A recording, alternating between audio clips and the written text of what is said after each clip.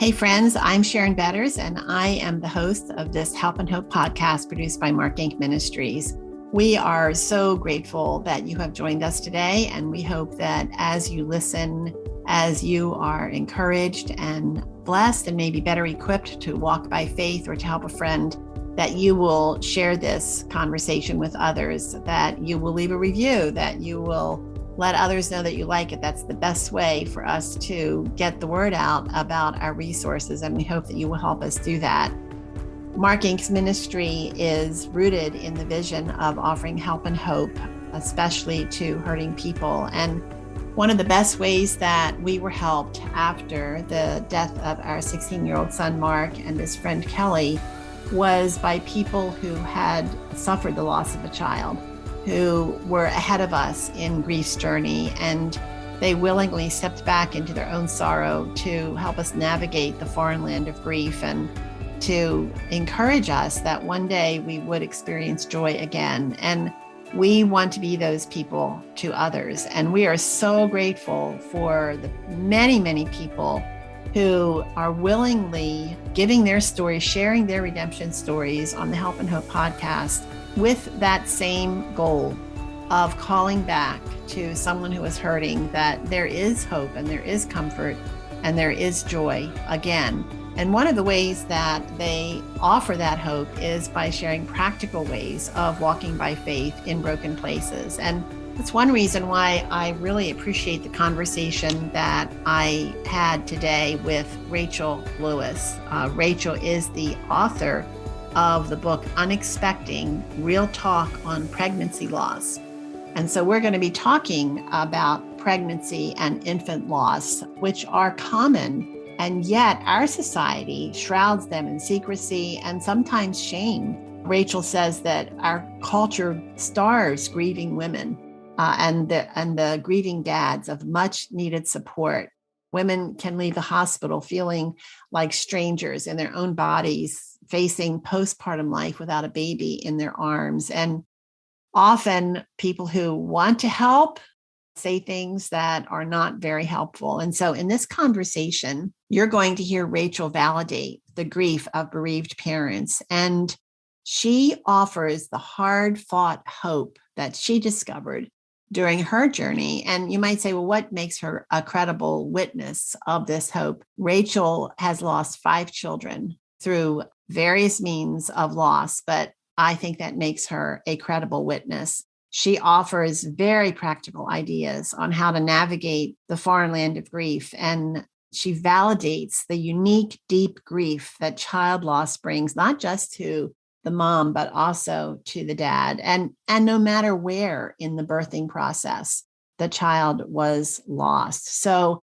I know that this conversation is going to give you insight into the grief that moms experience, whether they lose their child through miscarriage or stillbirth, or perhaps their baby dies in the womb. You're going to have a much better idea of what that looks like and feels like, and very practical ways, those of you who have experienced this, on walking this pathway. So I'm very grateful for Rachel Lewis. Rachel, thank you so much for joining us. Well, thank you so much for inviting me to be on. We are going to be talking about such an important topic. There are so many people who have experienced loss through miscarriage or a baby who has died in the womb. I think about my own niece who experienced this terrible loss when her baby was 5 months old in the womb, and the heartbreak and the heartache, and so many who suffer alone and in isolation. They really need the kind of message that you offer. And I'm grateful that you have been so proactive about offering your story as a means for giving hope to others. So as we jump into our conversation, why don't you start off by telling us a little bit about your life right now, but then share with us your story and why you thought it was important to write this book. Well, a little bit about my life right now. I live close to Seattle, Washington, and it's as gloomy as all the movies portray it to be right now. I have 3 children currently at home, a middle schooler, an elementary schooler, and almost in kindergartner. And our sort of journey to family has been a little complicated, as I like to say. So the Cliff's Notes version is that I had a unexpected and sort of traumatic pregnancy early on in our marriage. It did result in a live baby, but it left me with PTSD and some postpartum depression, and then just, trauma. And that sort of set the stage for the way that kind of our family was built. We weren't sure if we wanted to try again. My husband really didn't want to be in a position where he might have to choose between my life and a baby's life. And so we just weren't sure if we were going to try again, but I knew that I always had wanted to adopt, and he was on board with that as well. And so we went ahead and started the process to be foster parents who were available for adoption should a child need to be adopted. And so we began that process. And right after getting licensed, I found out I was unexpectedly pregnant again. And this time I was prepared, at least in the sense that I knew that I loved motherhood. And I felt like this was sort of a chance I didn't think I would have, because we had given up on the idea of biological children. And so I thought, okay, here's my second chance to do it right and to hopefully have a healthy pregnancy and a healthy birth, and to be excited during the pregnancy. And so I just emotionally jumped all in with both feet. Sadly, at about 7.5 weeks, my fallopian tube tore, and we realized that I had an ectopic pregnancy, and I was rushed off to emergency surgery. My OB was able to save my life. She was able to save my fertility, but of course she was not able to save my baby, who we named Olivia. And at that point, I was plunged into a very deep, deep grief, one that I did not understand and one I felt very unprepared for. I had always heard about miscarriages. My mom had had 3 after me and before my brother. And so it wasn't a foreign concept, but actually walking through it myself, I felt like I was just in this foreign land, in a foreign body, and I didn't recognize anything. And it affected me spiritually and emotionally, and obviously physically. It affected my relationships. And that was the first of 5 consecutive losses. As we continued to try to have children, we just had recurrent unexplained miscarriages, anywhere between 5 to 8 weeks. And then we did adopt, sort of in the middle of all of that, adopted our middle daughter. And then we fostered a son. We had him for a year, almost 2 years. And then, no, a year and a half. Sorry. We've had him twice now. We returned him home, which was a very different, but also very deep grief. And I got pregnant again. I had my rainbow baby, as we tend to call babies who are born after loss. And then he came back into the system, and we fostered him again for another 2 years. And then we said goodbye to him 2 years ago now. So that was probably a lot.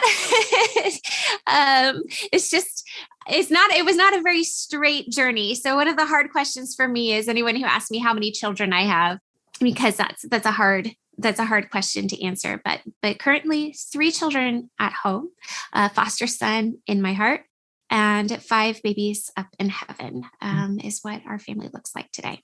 Well, listeners, you cannot see this beautiful young woman, but she looks like she's in her 20s. So that's a lot of living. But it's very, very sad too, the losses that you've experienced. And I'm sure that many who are listening can relate to at least one of those losses that, even as you're mentioning foster care and having a son, as you say, in your heart, and how complicated all of that has to be. But what I'm grateful for, Rachel, is that you are willing to share some of the treasures along the way that you have experienced and give you joy, although it has been hard fought. In your book, which I highly recommend, called Unexpecting, you write, right at the very beginning, you write, when I first lost Olivia, and you just mentioned Olivia, I did not recognize myself. My actions became mechanical. My eyes were either blank, like I wasn't registering anything that was going on around me, or full of tears. And the ache in my heart was constant. When you first suffer loss, your heart may feel completely consumed. And you're not always sad. Sometimes you're angry or afraid. Sometimes you feel everything at once, and sometimes nothing at all. Others around you may not understand how you feel or why you are coping the way you are. Please hear me on this. Everything you feel is valid. Your feelings are appropriate no matter what gestation you were, or how you delivered your child, or how many living children you have or do not have, or how long it took you to get pregnant. What you are feeling right now needs to be felt, and no one has the right to tell you otherwise. And this is a strong message throughout your story and throughout your book. And what really caught my attention was that you say that we often think that the measure of a parent's grief is directly related to how far along they were in the pregnancy. But even in this paragraph and throughout the book, you say there is more to the equation than we often consider. And I think it's important for you to share with us what you mean. What do you believe plays into how a person experiences the grief of pregnancy loss? Well, like you said, I think we assume that love grows by weeks and attachment grows by weeks. And just as a society, we've historically looked at first trimester losses differently than second or third, and sometimes stillbirth even differently than infant death. And so I think we like it to be a cut and dry because it gives us some context and some parameters on how we should sort of maybe respond to someone who's had a loss. And so I think it gives us some guidelines, or why we like to think it operates this way is because it gives us a guideline on how to measure our own response. But scientists tried to like sort of prove that the amount that a person grieved and the amount that they were affected was directly proportional to the amount of weeks that their pregnancy had progressed. And they were unable to find a direct correlation between the two. And I think that's really important for all of us to understand, because it is not this black and white, cut and dry, here's how I should respond. It is very much dependent on the individual. For instance, how much did they want to be pregnant? How attached were they? Was this their first and only pregnancy? Did this happen after years and years of trying? Did they have to do infertility either before or after? Was there trauma involved? For instance, the hardest, I would say, emotional loss for me was my first with Olivia, in part because I was also plunged into a life-threatening condition suddenly. And there was trauma involved in that, not only to my body that took over a year to heal, but also just to my psyche and for my husband as well. So relationally. And so there's so many other complex pieces that kind of go into this. It's like a very unique, individualized puzzle. There's all these pieces. And so the ending picture looks so very different, just depending on the person, as well as how do they tend to cope loss? Like, what kind of resources do they have? Was there adequate social support that was given? For some people, it plunges them into a lot of questioning spiritually. And for some people, they feel a very strong comfort spiritually through the process. So really, what we need to do as supporters when we are looking at other people who've experienced loss is to follow their lead, to continue to be a safe and open space, a non-judgmental space, and to say, I believe you. If you tell me that you are absolutely devastated, I believe you. I will support you through that. If you tell me that you're doing okay, I will believe you. So just remaining open, non-judgmental, and holding space for whatever this experience has meant to them, and then to be able to reflect that back to them, to show them that they're being heard and they're being seen. Can you talk a little bit more about that holding space? You talk a lot about that in your book. What do you mean when you say that? And how can we, as you just said, hold a space for that broken person? Nature gives us sort of an example of holding space. And it's this concept that I really resonate with. I know some other people have as well.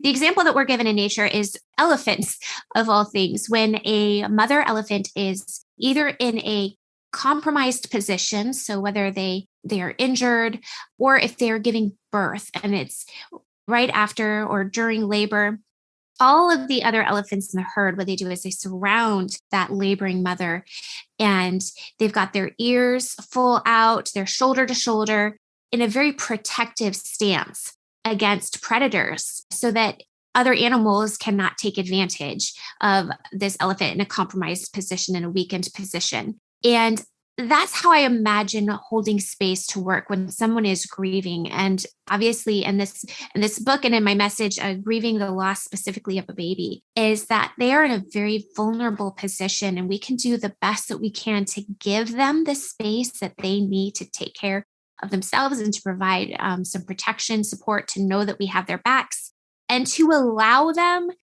the space that they need to experience it however they need to experience it. So rather than dictating to them, like, this is how you need to grieve, this is what you need to do next, saying, if you are open and if you would like some suggestions, here are some options for you. What feels right to you right now at this moment? How can I best support your decisions? And so that's, to me, is what holding space is. It's just this non-judgmental, protective, yet allowing that person room to experience it how they need to.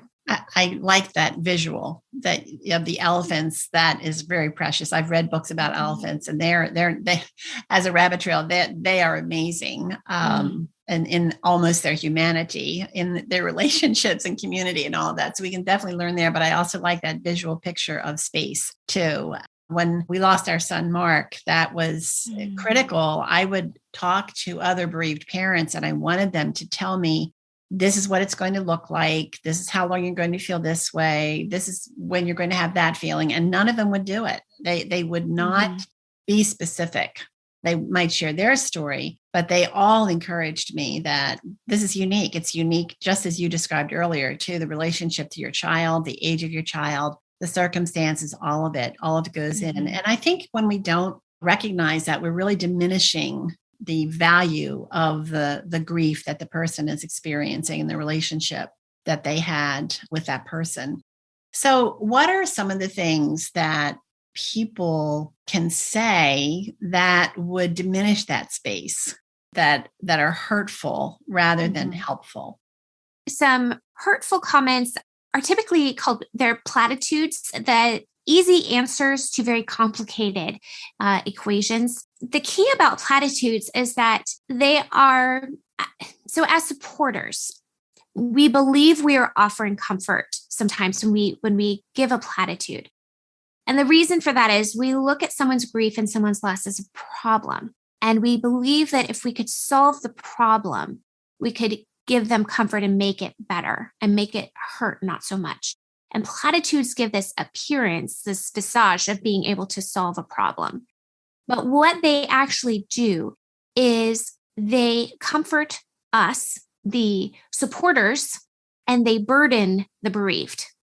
So the reason we kind of like them is they kind of give us a bonus as a supporter. So for instance, if, let's say, someone's child died and I, as a supporter, were to go up to them and say, everything happens for a reason. Sort of the after, like the unsaid second part of that is, therefore, you don't have to hurt as bad if there's a reason. Therefore, I don't have to hurt as bad for you. Problem fixed. It kind of comforts us as the supporter to say, like, okay, well, if the universe is not as random and as scary as it appears in this moment, because if you lost your child, that means I could lose my child. If there's a reason you lost your child, surely there is no reason why I would ever have to lose my child. So that makes the universe a little bit less scary for me. And it causes me to feel better about my own circumstance. And so obviously, that's not what support is meant to do. It's not meant to comfort those of us who are supporting someone else. So anything that appears to give an easy answer to a complicated equation like grief and loss, it could be as simple as, everything happens for a reason. There must have been something wrong with your baby. That's a really common one. This is just nature's way. Anything that begins with "at least," that kind of says to the griever, look, it's not as bad as you're making it. Look on the bright side. But there is no bright side to loss and death and grief, right? Can good things come out of it? Yes. But is the loss itself good? No. At least they're in a better place. I don't know any mother who would rather have her child in heaven than in her arms. Sure, yes, heaven after 99 plus years of good living on earth. But given the choice, would I rather have them, healthy and whole here on earth first for a good long time? Yes, of course. We're We're designed to want that. You could always try again. I know exactly how you feel. No, you don't. Even if you go through a loss, it's like extremely similar. You really don't know how someone else feels. Sometimes they don't even know how they feel. Sometimes it can take them a long time to figure out how they feel. So don't say, I know how you could feel. You could say, I've walked through something similar. And if you would ever like to share with me how you're feeling, I'm sure that, there's some emotions that I could relate with. And I would be happy to talk with you and listen. And if you ever want me to share my experiences with you, I'm an open book and I would be happy to do that if you would like. So that's more of a gentle way of saying, I'm here to support you and I can sort of relate without saying, listen, I know how you feel. You don't, but I do. You are so strong. I couldn't do it. That implies that that person somehow is feeling strong or is strong. And none of us are superhuman.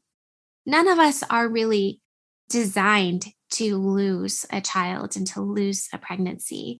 And we don't have these superhuman special powers. And honestly, most of the time we feel like we can't do it either.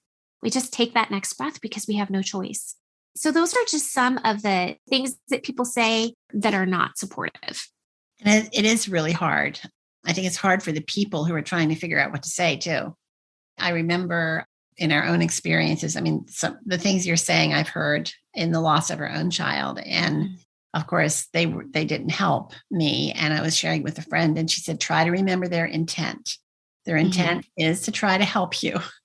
But in that moment of my grief, it was hard to feel any compassion toward anyone who had said something like that to me. And I think sometimes it's because it's about us, not about the hurting person, but as you said, if we can diminish it somehow or explain it somehow, then we are protected from this happening to us as well. So it's a lot for us to be careful about, consider carefully.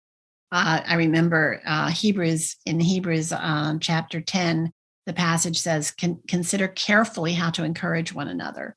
And this was with hurting people. And so to me, that was everyone is unique and we need to look at each person as an individual. And that was very good.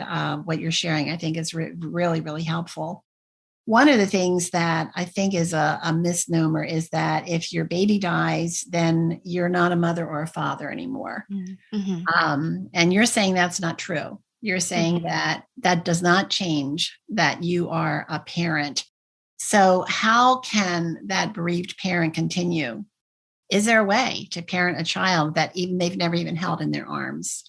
Yes. So there is a new-ish grief theory that is called continuing bonds. And this sort of replaces grief theories that have been promoted over the years. And as people have discovered, there's been more scientific studies about grief and about loss. People used to believe that you sort of had to move on. This concept of you heal by moving beyond the loss. What they found is that's actually not how humans heal. One of the models of sort of integrating grief and loss into our lives is to continue the bond that we have with the person that we are grieving. And when a person dies, their role in our life hasn't died. So your son will always be your son. He will never not be your son. And when someone is pregnant, they will always have had that pregnancy. They will have always been that baby's mother. That role does not change. It doesn't get lost. It doesn't get diminished. Does it look different? Yes. You might be picking out burial clothes instead of picking out a brand new wardrobe for your baby. It might look like, you're putting a name on a headstone instead of choosing a name that you hope will live, forever with this child, or giving them, like, we might just choose the name differently. It's going to look not the same, but that doesn't mean it's not as important or as meaningful or as healing for you. And so you can really choose how you want to parent. Like if this feels right to you, and it doesn't feel right to everybody, but if it feels right to you, you can say, okay, here are some ways I can maybe parent my child privately or intimately. That could be naming your baby. That could be lighting a candle. It could be remembering certain anniversary days. It could mean putting up a space in your home dedicated to your baby's things. It could look a little bit more like grieving in community. So it could be inviting people to participate with you, maybe in a memorial walk, or inviting them to the graveside to like have cupcakes for their birthday.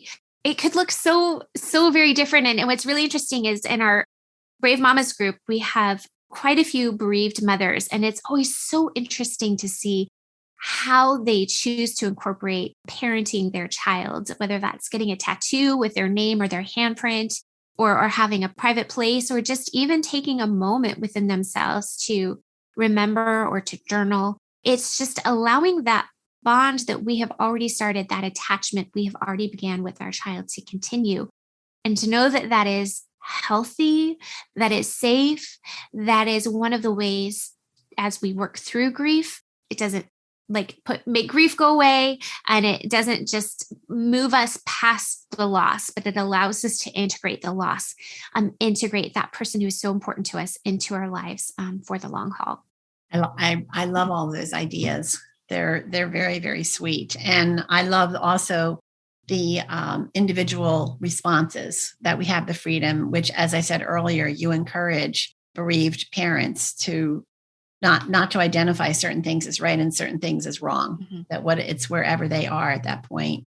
One of the things that I've become very aware of is that dads often are overlooked in this grieving process. Why do you think that is? And are there ways that we could acknowledge their grief, or are there ways that they need to acknowledge their own grief?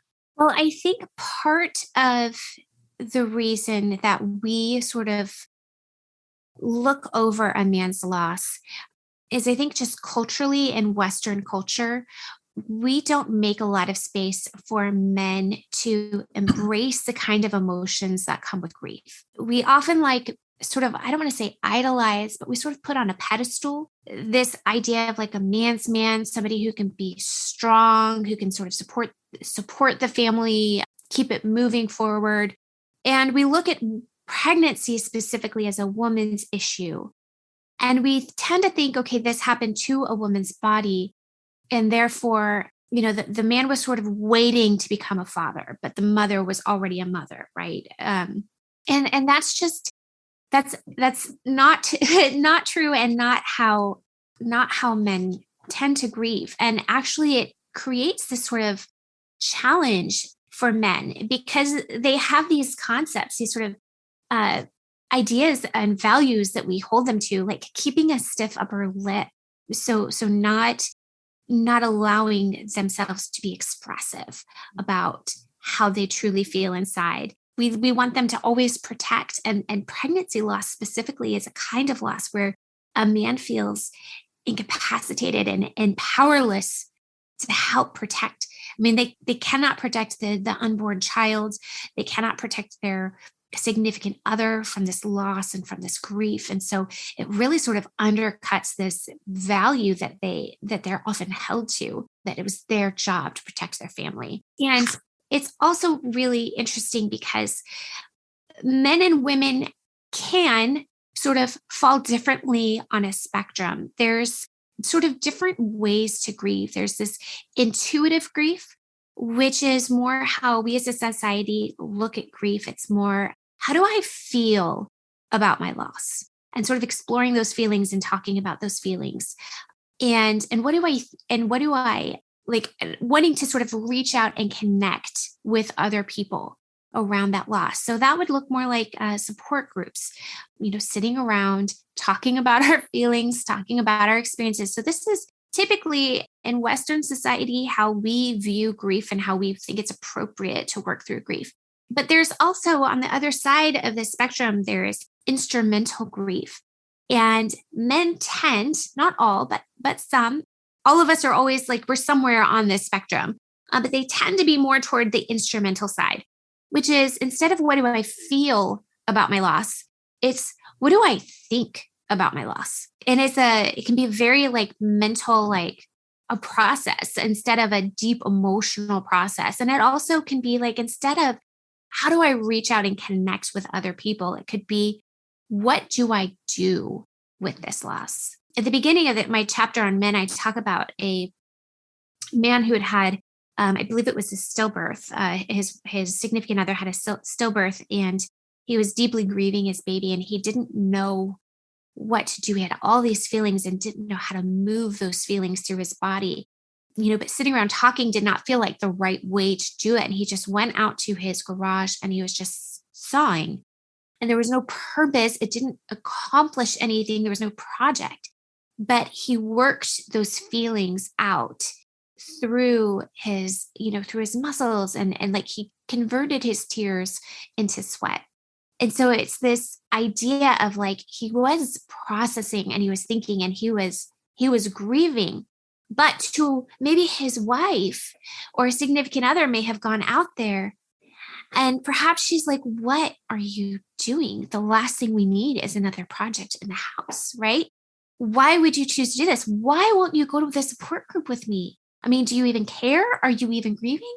So we can look at instrumental grief and discount it because we're not as familiar with it. We're not as familiar with the idea of it, and that it's actually just as valid of a way to heal and work through our grief and integrate our grief and loss as this intuitive, this feelings-based and communication-based style.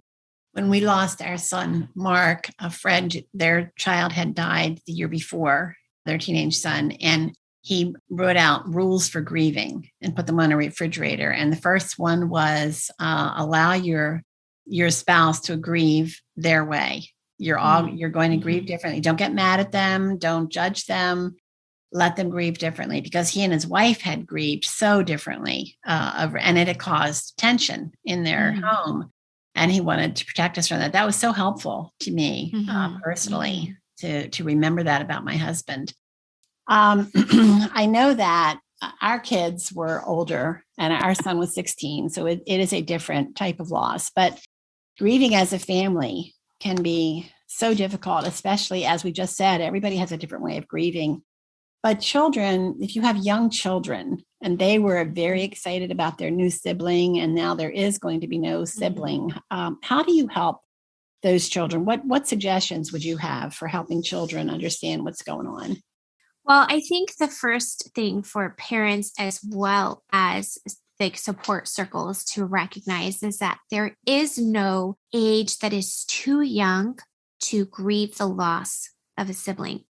And some people may say, like, well, even a newborn, let's say someone loses one of their twins. And so they have a newborn and they're also grieving the loss of a sibling. Some people may believe that newborn is incapable of understanding or grieving or feeling any differently than they would had their sibling lived. But babies are so much more perceptive than we give them credit for. And they can actually even taste a difference in a mother's breast milk from the stress hormones that can happen from grief. And so they're still getting a hormonal response as the family is grieving. And they can also sense the feelings of loss in the family, even as a newborn. So studies have shown that there is no one too young to be affected. And so recognize that every child that's in your home, as well as subsequent children who may be coming in after, are also going to potentially be grieving this loss as well. And, it doesn't always look, like I said at the beginning, it doesn't always look like sadness. Sometimes it can look like curiosity. A lot of times kids, their feelings come out in play. That's why there's play therapists, is because that allows a child to sort of externalize what's happening inside their body. And sometimes as an adult, the way we do this is we may write, right? So if I can just get all my feelings out on a blog post or journal, I can look at that. It's external from me. And now I can start processing it because I can have it outside of me. And so for children, they do this through play. And so if you start noticing your child has darker themes to their play, that's not something to be afraid of. It can be something to say, let's bring a play therapist on board. That could be a really good signal to do that. But you don't have to hinder their play. Encourage them to continue playing. It's so necessary for kids. Continue providing structure in order for a child to feel safe. And grieving has to be done within safety. We can't start addressing our trauma unless our bodies feel safe. So if we're going to go back to the elephant, there's that literal structure, right, around holding that space. There's that barrier to make that mother feel safe. And so children need that structure as much as we can give them, that they understand what to expect from the day, what's coming. Because, having an unexpected loss throws a house in disarray, right? All of a sudden, all your plans go out the window and you suddenly have to start planning a service or go to the hospital. Like everything changes. So within what is within your control, provide a sense of security and structure for the child to know what to expect. Some other ways to support them, call grief what it is. We don't want children to be afraid of going to sleep at night because someone said that the baby was sleeping or born sleeping, because sleep is not death. And so we need to call death what it is. Death is when the body is no longer breathing. They can no longer feel. They're not in pain. They're not hurting. They're not, they're not coming back to life. And so this is their body, and this is what death is. And of course, you can bring in some spiritual comfort, but just be careful with the words that you use around that, because again, you don't want to give your child the idea that if they go to heaven, that they can just come back. So there's some, you just have to realize that children are very concrete thinkers. So if you need to get your own therapist or work with a therapist to have these discussions with children in a way that will be helpful for them to process. Kind of meet them where they are. Some children really need to be able to continue that bond with their sibling. Maybe they need to do things like go to the service or hold their sibling. So allow them to take some ownership, as is age appropriate, for their own grief process and sort of follow their lead. You can even give them a code word. So if they're having a hard time, maybe they're acting out, maybe they're, if they're old enough, maybe to say, I'm having an Olivia day. So that's their way of saying, hey, mom, I know I'm not with it. I'm not holding it together, but I just need you to know, I'm really struggling with this today. And that can give you an idea of okay, I'm going to give this child some space or whatever it is that they need to support them in this. And same for you. If you are really impatient and frustrated that day, you could say to your child, you know what? This is not your fault. I'm sorry that this is affecting you. I'm having a really hard Olivia day and I'm letting my feelings out, but that's not helpful for you. And I'm really sorry for that. So you can kind of explain it that way as well. Allow your kids to feel their feelings, give them a support structure, give them a support circle, whether that's a spiritual support circle, professional, a social, allowing play dates, inviting friends and family to take them out to let them play, let them have fun, let them be kids for a while and have a break from this loss, and allow them to have some control. Because one of the ways that trauma is sort of further traumatic is when we lose the ability to have control over what comes next or control over our bodies or circumstances. And so however is possible, whether that's even as simple as saying, do you want apples or carrots for your snack today? I mean, that's a very preschool way to give a child a little bit more sense of control over their own environment and what's happening. And so wherever you can do that, and as you are able, go ahead and do that. And allow them to express some concern for you, and allow yourself to express feelings to them, not in order for them to fix you or to burden them. But when you can grieve yourself and you can acknowledge what you're feeling, and then you can show how you're processing that feeling and that you're pulling yourself back and you're re-regulating. So you've shown them, this is what I look like dysregulated. Now I'm going to re-regulate myself. You've just shown them feelings are not scary. Feelings are acceptable. Feelings don't last forever. I can lose control a little bit and I can get it back. So you're really giving them tools on how they themselves can learn to regulate. You're modeling that for them. So don't feel like you need to put on a stiff upper lip and not let your child see what's happening with you. Realize you're modeling grief for them, and that can be a really beneficial tool for them for the long run. I like that. I think that's very, very good counsel. Rachel, as we're wrapping up our conversation, one of the things that you share is that your faith took a real hard hit with all of these losses, which I can imagine. I can definitely understand that. What did you learn about struggles with faith, how to face them, how to process them? What counsel would you give to someone who says, before this happened, I had no questions about my faith in the Lord, but now everything feels like it's up in the air? Yes, definitely.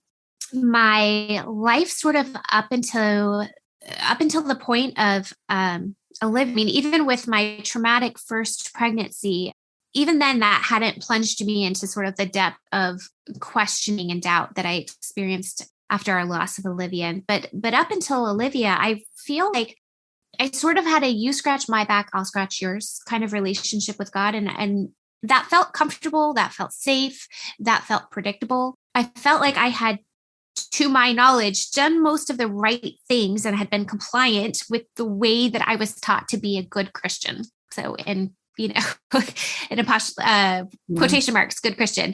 But all of a sudden with Olivia, I was like, wait a minute, I had prayed so hard for my first pregnancy and she lived. And so now then when things started to look like they were questionable with Olivia and I prayed so hard and she didn't live, what happened? What changed? Like all of a sudden that equation of like, you scratch my back, I'll scratch yours was just an upheaval. And I realized that the foundation of my faith was a lot rockier than I expected. And I guess when you're in a place where your existence is just like, there's just all these hard questions that are unanswerable. Like, why did this happen? And why does it keep happening to me? And why can't I just have a baby? Like those are hard questions. And it just extended. And I realized like, okay, I actually have a lot of hard questions about my faith. Like, what is the role of hell? And why is it that, this is how God has expressed himself in the Bible? I mean, it just felt like it would never end, the questions. And I had associated, up until that point, I had associated doubt with a loss of faith. I had believed that if I doubted God, that somehow I was betraying him. What I've come to understand since is that doubt is not the opposite of faith. Sight is the opposite of faith. And, even in the book of Job, we often hold up Job to this ideal standard of the ultimate perfect griever. And because what he did, if you don't know the book of Job, it's about a righteous man that God allows to go through some really horrific things that affects him in every area, financially, traumatic deaths of his family, his loss of status, his loss of standing, his loss of health. And so just his entire life sort of implodes. And, in the first 2 chapters of Job, he responds in such a way to say, the Lord has given, the Lord has taken away, blessed be the name of the Lord. And we love this quote so much. We're practically crocheting it on pillows, right, to keep around our house because we think this is the way that we should respond. But in the 3rd chapter and sort of through this whole middle section of the book of Job, there's more than 60 chapters of Job. And this middle section, he's wrestling. He's actually asking all the hard questions. His friends are giving platitudes. They're giving answers. They are the ones that are saying, blessed be the name of the Lord. God is perfect. He does no wrong. You are obviously wrong, but God is not. At the end of that period of wrestling, God sort of speaks to both parties. He speaks to Job and he speaks to his friends and to Job. While he is not particularly comforting as we would imagine him to be in that moment, or maybe think that he should be, what he is he allows Job to see a broader picture of who God is. He reveals more of himself to Job. And at the end of that season of him revealing himself, Job says, I've known of you before, but now I know you. Now I have this relationship. And so even though Job didn't get all of the answers to his questions, that was enough for him. And to Job's friends, God's response was more like, you were so full of certainty and so full of answers to the questions that you didn't take the time to wrestle. You didn't take, they did not get this. He did not reveal more of himself to his friends. And so it's just really interesting how at the end of it, really, we kind of get the idea that Job had done the right thing, but not because he immediately responded in faith, and not because he was perfect, and not because he didn't charge God with wrongdoing, because he did ultimately in this questioning, he charged God with wrongdoing, but because he was open and he was honest and he was real. And if we actually believe that God knows everything about us, then he already knows all these questions that we have. None of this is new to him. So what actually speaks to a greater faith for us to deny that we're having doubts and feelings and we feel betrayed and we feel hurt?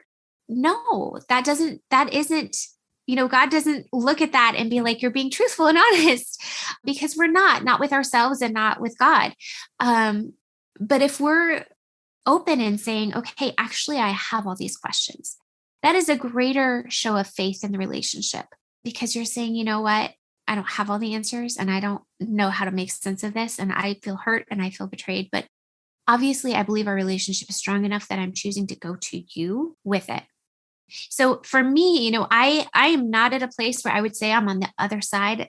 I'm still right, maybe in the middle of the book of Job, as far as deconstructing and figuring out like all of these questions, and then being honest and open and saying like, there's a lack of certainty in these specific areas that I never experienced before. And it's scary and it's hard, but I'm going to just trust and just choose to sit with this and to be okay with this. And for me, that ended up being maybe a stronger faith ultimately than one that was, you scratch my back, I'll scratch yours.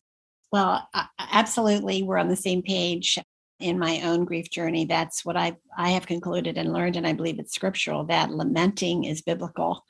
If you read the book of Psalms, you know it. Lamenting is biblical. And with biblical lament, you're running toward God. You're running toward the Lord. And there is strength there. And friends, he's not afraid of our questions. He invites our questions. He's not saying, I don't know how I'm going to answer that one. He doesn't push us away. We like to say he holds us tightly in his grip while we're beating on his chest, and he welcomes us. I feel as though he says, give it to me. I can handle it. I'm not afraid. I'm holding on to you. There are a lot of things that I'm never going to understand. Even of course, I'm the mother who would rather have her son right here. There's no answer. Somebody said, if only God would tell you why Mark isn't here. And I said, it wouldn't matter to me. I don't care. I don't care about that. I want my son back. That's what I want. But there comes that point of surrendering to God's goodness and his love. And friends, we think about, he paid the ultimate price. He sent his son Jesus for us. And so that can bring incredible comfort. But even though we still sit, as Rachel has said, and we're still processing, there are some wounds that only heaven can heal, where he keeps all of his promises, but some of them he's going to keep in heaven, where there will be no tears for us that know Jesus. So, Rachel, thank you so very much for joining us today. Thank you for sharing your heart and your passion. you've thought through a lot of these things in a very specific way that are so practical. And friends, I hope that you want more. I hope this conversation is like salty peanuts, where you're going to want to hear more from Rachel. And you can do that by getting her book, Unexpecting. We're going to have a link in the show notes. We'll have a link there for how you can connect with Rachel. The ministry, is it called Brave Mamas? Brave Mamas. I also have a resource on unexpectingbook.com.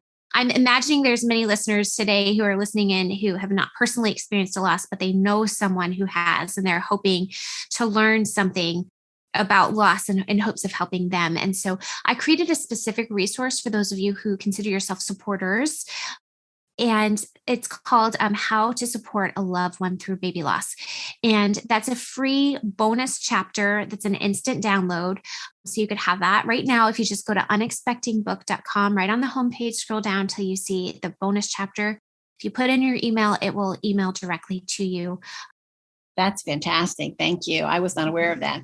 So thank you so much again, Rachel, for joining us. I'm Sharon Betters, and my guest today on the Help and Hope podcast has been Rachel, the author of Unexpecting. And we will have all of her connections on our website at markinc.org, markinc.org. And I just want to encourage you, if you're really struggling in ways that you feel as though I can't get out of this dark, dark hole. The loss is too great. I resonate with that. I know Rachel would resonate with that as well.